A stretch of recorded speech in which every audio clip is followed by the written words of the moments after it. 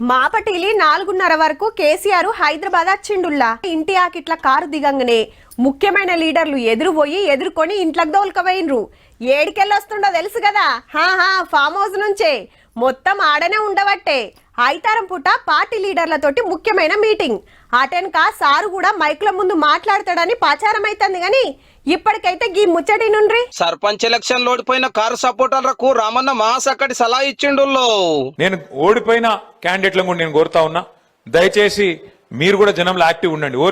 ఓడిపోయినామని చెప్పి బీరిపోకండి, ఓడిపోయినామని చెప్పి దుప్పటి కప్పుకొని ఇంట్లో వండుకోవద్దు. ఊరోళ్ళు మెచ్చలేదని ఉత్తగా ఉండొద్దని గీ ముచ్చట కూడా చెప్పిండు లీడర్లకు.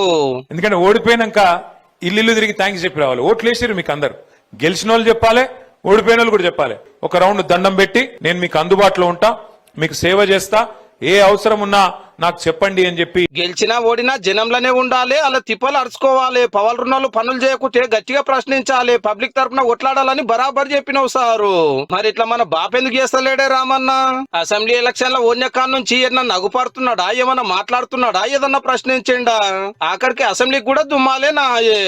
ఓడగొట్టిన వాళ్ళ కాడికి నేనెందుకు పోవాలి, వాళ్ళ గురించి నాకేం గర్జ అన్నట్టుగానే ఫామ్ హౌస్ లే ఉంటున్నాడు పరాకత్తిగా. ఏదన్నా ఉంటే ఇల్లే ఆడిపోవాలి గాని అధ్యక్షుల వారైతే అస్సలు రాడు.